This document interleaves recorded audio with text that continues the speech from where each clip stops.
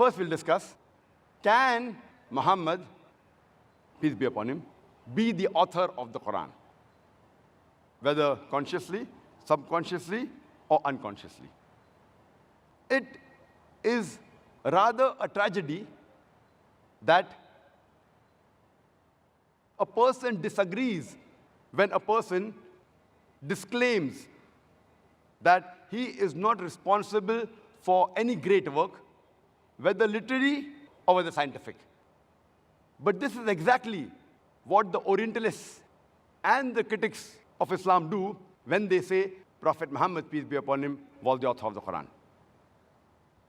Never ever has the Prophet ever claimed that he was the author of the Quran.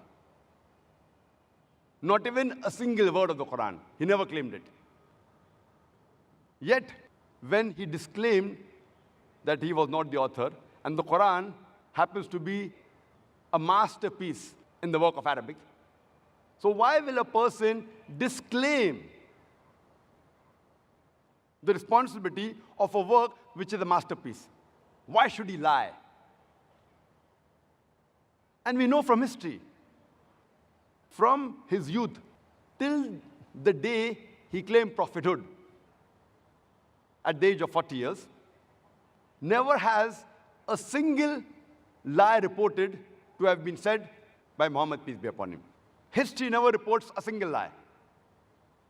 And before he claimed prophethood, he was known for his truthfulness, his honesty, and chastity, and he was given the title Al-Amin, the trustworthy, by friends and foes alike. And there are several examples. Even those people, after the Prophet claimed prophethood, and they said that he was lying, yet his enemies, his foes, they kept their valuables with the Prophet for safety. And this is known when the Prophet migrated from Makkah to Medina, and he told his nephew, Hazrat Ali, may Allah be pleased with him, that give these valuables to the rightful owners. Even his foes, even after they said he lied, yet they trusted him and kept the valuables with him. Why?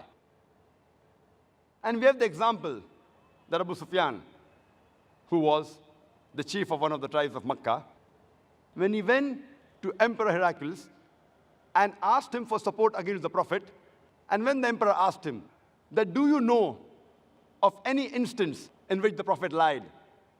Or has he done any injustice?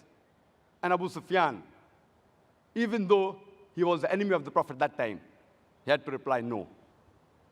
So why should a person with such honesty and trust and chastity, why should he lie? Let us analyze the various claims made by Orientalists and the critics of Islam against Prophet Muhammad, peace be upon him.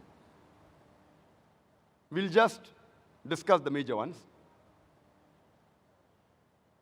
One of the claims made by the critics of Islam is that the Prophet, he lied that he was not the author of the Quran and said it was Almighty God for material gains.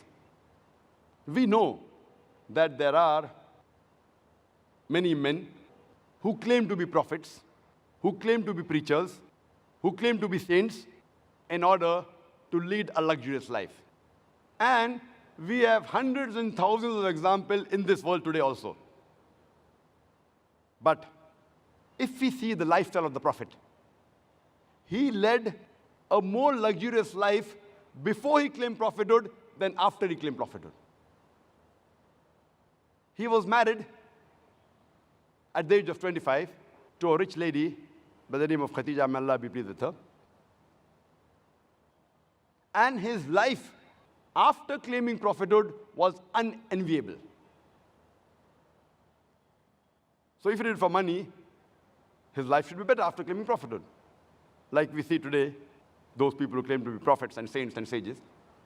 Furthermore, we have records in several Sahih Hadith, including the Hadith narrated by An-Nawawi in Riyadh al-Salihin, Hadith number 492, that one of his wives, Hazrat Aisha, may Allah be pleased with her, she said that there were times when fire was not lit in the house for a month or two, indicating that food was not cooked for a month or two in the house. And we only survived on dates and water, and sometimes milk given by the neighbors. There are various instances, and even verses mentioned in the Quran, that the life was so simple, though he had all the power, he was the leader, he could have led the most luxurious life in the whole of Arabia. That is the reason that there was an occasion when his wives, they protested. And they said that what is the need for us to lead such a life when we can live a much comfortable life?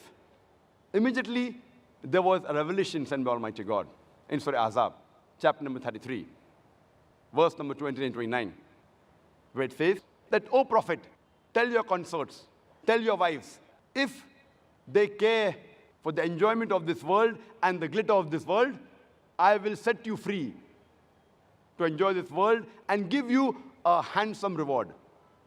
But if you care for the life in the hereafter, you will be rewarded in the next life. That means the wives, they objected that why should we lead such a simple life when we can lead at least a much better life? And immediately the wahi was revealed. But naturally, the wives of the Prophet, then they asked for forgiveness, and they preferred the life in the hereafter than this world. We have the example in the hadith of Riyadh al-Salihin, hadith number 465 and 466, where the Bilal, may Allah be pleased with him, said that whenever the Prophet received any gifts, he never kept it for himself. Neither did he keep it for the future, and he gave it away to the poor people. And it is mentioned in this very same Quran, in Surah Baqarah, chapter number 2, verse number 79. فَوَيْلٌ لِلَّذِينَ يَكْتُبُونَ الْكِتَابَ بِأَيْدِيهِمْ ثُمَّ يَقُولُونَ هَذَا مِنْ عِنْدِ اللَّهِ لِيَشْتَرُوا بِهِ ثَمَنًا قَلِيلًا فَوَيْلٌ لَهُم مِّمَّا كَتَبَتْ أَيْدِيهِمْ وَوَيْلٌ لَهُم مِّمَّا يَكْسِبُونَ. Woe to those who write the book with their own hands and then say, this is from Allah, this is from God, to traffic with it for a miserable price. Woe to those for what their hands do write and what they gain therefrom. Now imagine if the Prophet would have lied that this book is from Almighty God, and when actually he was the author, there were high possibilities that one day he would have been exposed, and he would be cursing himself in the same book. That woe to those who write the book with their own hands and then say, this is from Allah. If he would have written the Quran and attributed to Almighty God, would have ever mentioned such a verse in the Quran.